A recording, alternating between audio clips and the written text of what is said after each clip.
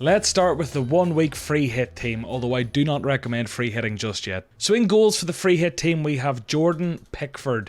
He's up against Nottingham Forest and predicted to get 4.2 points, so he is our pick in goals. In the backup keeper slot, you've already guessed it, it's Ward, any 4 million goalkeeper that is playing, and he is seemingly the only one of those, is who we put here. 3.8 predicted points against Southampton, equally a pretty decent fixture for him. So if there was a complete freak accident and Pickford didn't play, you'd be happy enough with this. Into defence, and we'll get the boring one out of the way first. Trent Alexander-Arnold against Manchester United. United are red on the ticker, but Trent still predicted to get 5.6 points. United couldn't score against Brentford and conceded 4, so Trent could get attacking or a defensive clean sheet return in this fixture. And speaking of players that can get attacking returns and defensive returns, Reece James is coming in here as well. 5.5 predicted points, just 0.1 behind Trent.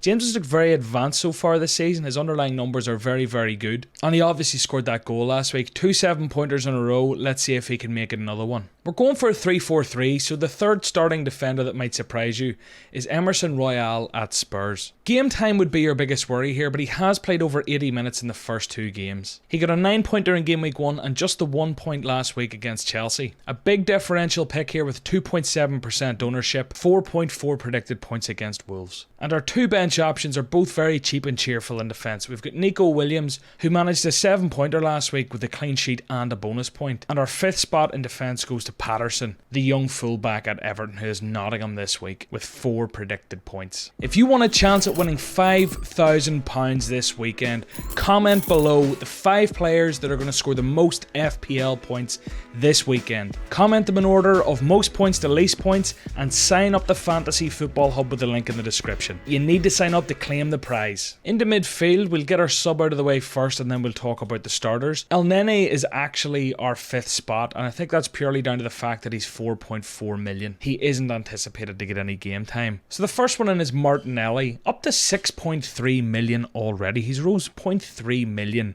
in just 2 game weeks. Everyone wants him. Everyone who started without him regrets it. He's got Bournemouth and Fulham in the next 2 and a whole run of great fixtures after that. But for this week, we're looking at Bournemouth, 5.6 predicted points.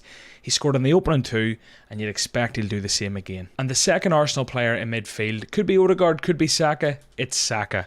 Saka's locked in here at 8 million for this week against Bournemouth, 5.5 predicted points. And for his price point, Saka has been pretty disappointing. 6 points in game week 1, 2 points last week. And it seems a little unfair on him because he's been compared with Martinelli at 6.3 million now. Substantially cheaper with twice the points to date. And also Gabriel Jesus, who got 2 goals, 2 assists last week. So it's hard for Saka, but he's in this team because it's Bournemouth. The next player in is our first premium. Son Heung-min up against Wolves is predicted to get 7.1 points. Son's been disappointing so far with just the 7 points. For context, Salah has 14 and Kevin De Bruyne has 20. They're the 2 guys who you probably would have chosen instead. So Son really has let a few of us down. But this week against Wolves and Nottingham Forest the following week, we're expecting them to do well. 7.1 predicted points this week. Spurs have scored 6 goals in their opening 2, so they aren't lacking firepower. It's only a matter of time before that comes round to Son, so I like this pick. And our last starting midfielder is Maddison.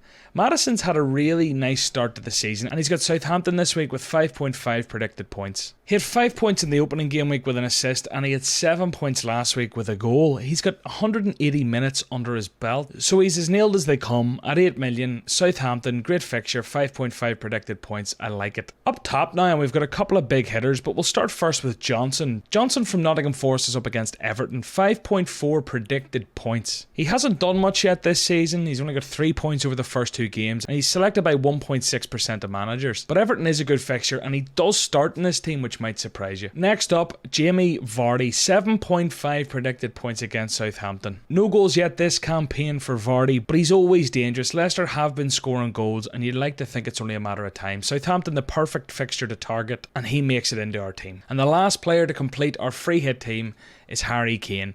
6.8 predicted points against Wolves. Him and Son, the 2 premiums in this lineup. As I said, 6 goals over the opening 2 for them. You'd expect them to score a few past Wolves, and these 2 lads will no doubt be involved. So with a free hit team, it's no wonder that we are targeting certain teams. We've got the Maddison Vardy double up, we've got Saka, Martinelli in here, Son, Kane and even Emerson, and we've actually got an Everton double up in defence, Pickford and Patterson, albeit Patterson starts on the bench. The one really surprising omission here based off AI's logic is that Gabriel Jesus just doesn't make it, and he's in 78% of teams right now. Let's see how many points this team is predicted to score. 70.8 predicted points. You would take that for a week.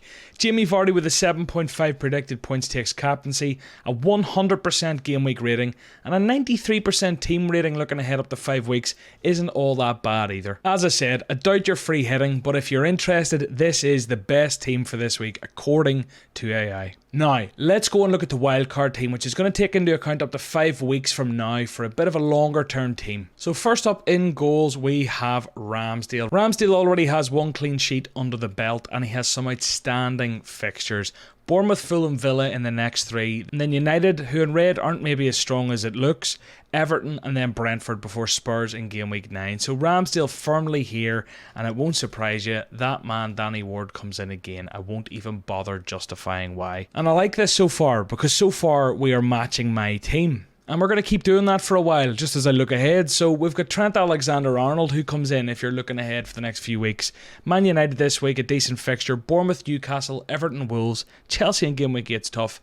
And then Brighton. So while Liverpool maybe haven't convinced us defensively so far, it's still worth keeping faith in the Liverpool defence, particularly the fullbacks that can get attacking returns as well. And that leads me on nicely to Andy Robertson, who is also here. Hauled off after 62 minutes last week, but don't let that fool you. There was a red card in the game. We know how attacking he is, we know his numbers, we know how good he is, and he is Man United this week. 4.8 predicted points, and longer term the same fixtures that I've already called out. Our third midfielder is James, Reece James. I've talked about him already this video. Really solid in the opening 2 game weeks with 2 7-pointers, and he also has some nice fixtures. Maybe not quite as nice as Arsenal and Liverpool, but Leeds, Leicester, Southampton, West Ham, who actually got beat by Nottingham, Fulham. The next 5 are all nice fixtures. Then you've got Liverpool.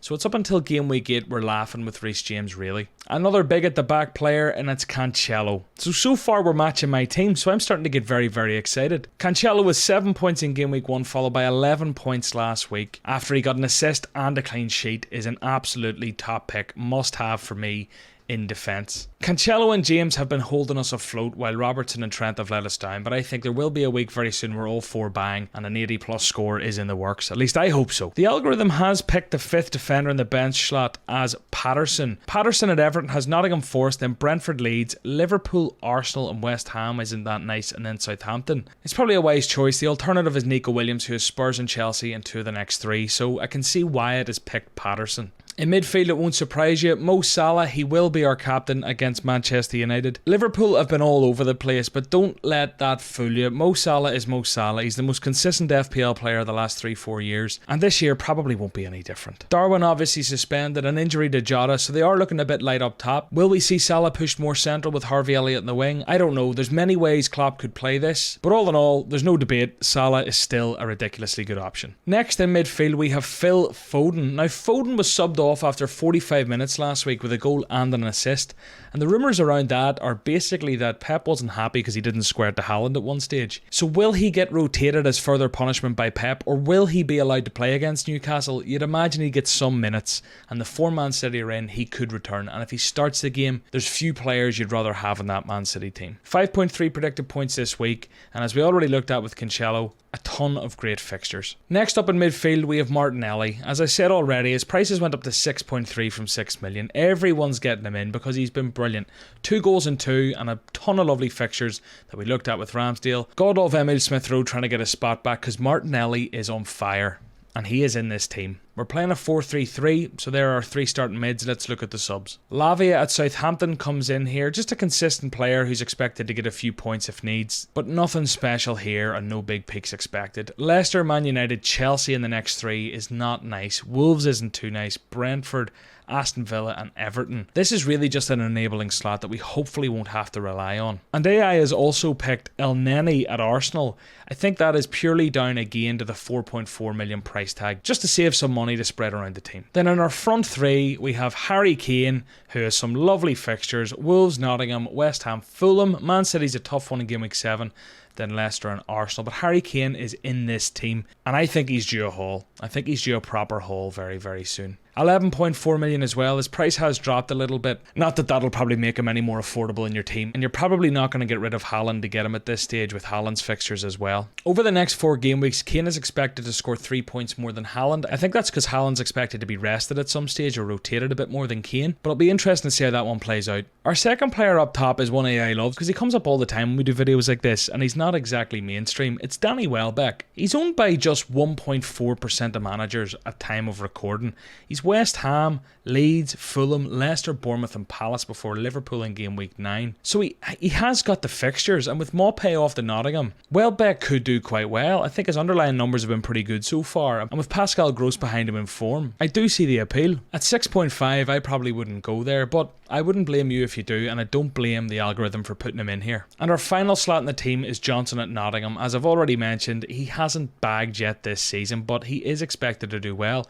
It surprises me he's in here with Tottenham and Man City in the next 3, but obviously Everton's up next, and then we've Bournemouth and Leeds in 6 and 7, then Fulham in 8 and Leicester in 9, so I can see the appeal of having him. This is a team full of all sorts of differentials once you get past the back line, so I'll be really interested to see how it actually fares over the next few weeks. Now we've built it, let's see how it looks going forward and this week. 100% team rating, 94% for the game week isn't actually that bad, and a predicted points of 66.4. Don't forget, if you want to win the 5 grand, sign up to Hub using the link in the description. You can sign up to a free membership if you wish, but there is 50% off a paid membership if you decide to go for it. And comment below the 5 players that are going to score the most points this game week in order of most points to least points, and you will be entered.